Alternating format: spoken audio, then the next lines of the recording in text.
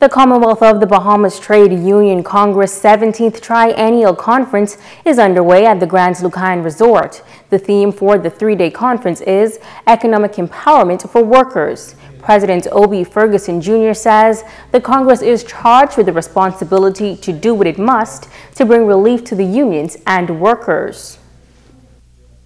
The need for education is critical, and the need for general management of unions are essential. All hands must be on deck as we explore and critique those areas where we have not performed in a manner expected of us as we manage the affairs of the union. When asked about the sale of the Grand Lucayan Resort and the future of the current employees, Ferguson said that a meeting was held recently with the members and adds that he has been in preliminary talks with the Minister of Labor. Specifics have not been determined as yet, so it may be rather premature to discuss any details that we have not yet determined. But certainly we have had conversation with the Minister of Labor with respect to the matters here. What is important for the members in this property as it relates to the Bahamas Hotel Managerial Association, there is a bargaining industrial agreement in place, and the statutory laws have now made it possible that those terms that were in place and are in place have now taken on a statutory role. In other words, it's part of the statute that those terms will remain with the workers until the new industrial agreement is completed. We are in the process of negotiating that as well. Well, some call it the social media age, and St. Paul's Methodist College hosting a seminar for 4th and 5th grade students, along with their parents, to examine the positive and negative impacts of social media. The seminar was held in conjunction with the Royal Bahamas Police Force. Kimberly Mullings was there. Facebook, Twitter, Snapchat, and then some. Social media definitely has its pros and its cons. Tuesday, Corporal 3506 Arnold Nesbitt Jr. was the presenter on social media usage to 4th and 5th graders of St. Paul's Methodist College and urged parents and guardians to be more vigilant with their children by monitoring their devices. The use of a cell phone, what is the main purpose of the cell phone? Okay? That's what the parents need to actually teach their children, the uses of cell phone. They have parental control.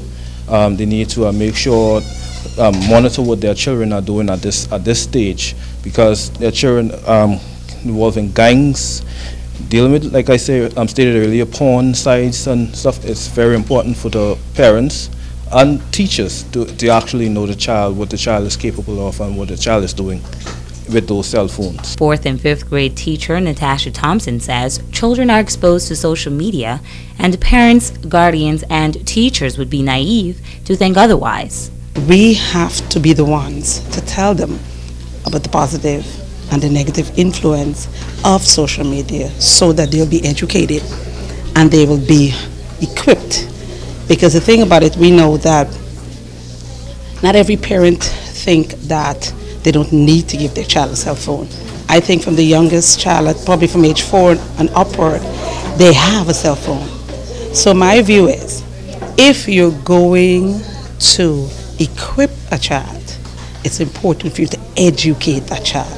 Thompson believes that it was important to invite officers to equip the students on how to positively use social media. Social media is good.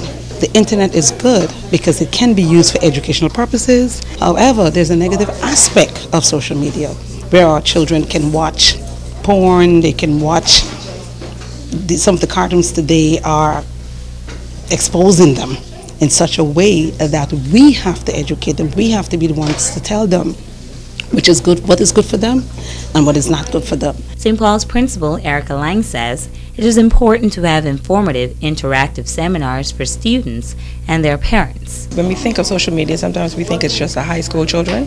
The reality of our society is that children are being exposed to more at a younger age. So we need to inform children of exactly the dangers of social media and the benefits of it as well, but also the parents, because quite often parents are unaware of really what's going on and what their children are being exposed to. So we need to ensure that parents are equipped with the information so that they can then parent their children more effectively, and thereby a greater society we will have. Kimberly Mullings, ZNAS Network News. Food security is a major focus in countries around the world, and here at home, Bahamians are being encouraged to grow their own food to avoid a possible crisis in the future. Sabrina Brown reports. The Bahamas relies heavily on food imports, importing over $1 billion in food annually. With rising food prices and as the demand for food increases, there are mounting concerns.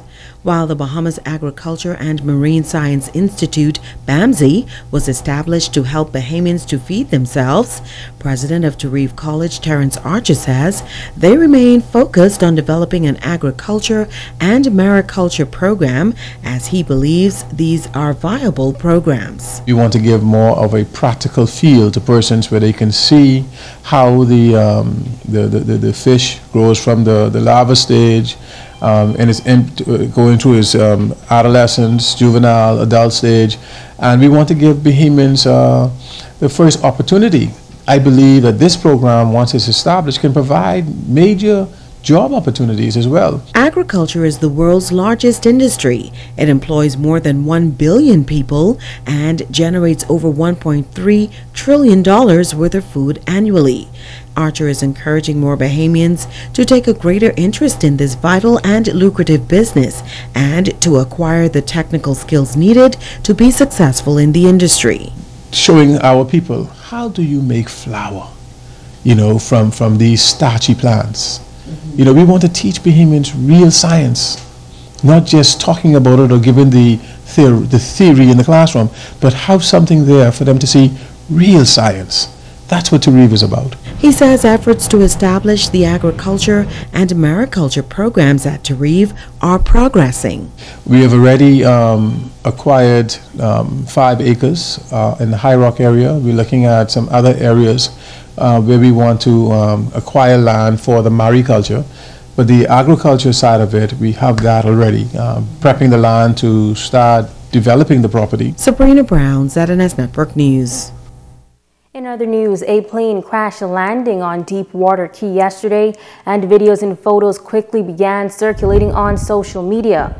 Now, police report that shortly after 2 p.m., police officers in Grand Bahama received reports that a single-engine plane had crash landed on a dirt road near Deepwater Key landing dock in East Grand Bahama.